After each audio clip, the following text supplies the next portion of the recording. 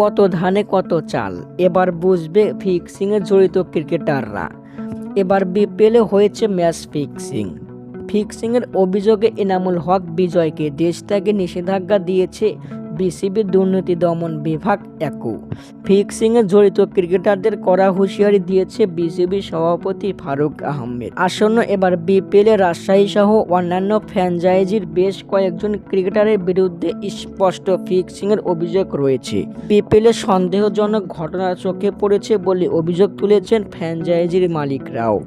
শনিবার বিসিবি ফারুক আহমেদ হুমকি দিয়ে বলেছেন, ফিক্সিং প্রমাণিত হলেই আমি তাদের জীবন কঠিন করে তুলব।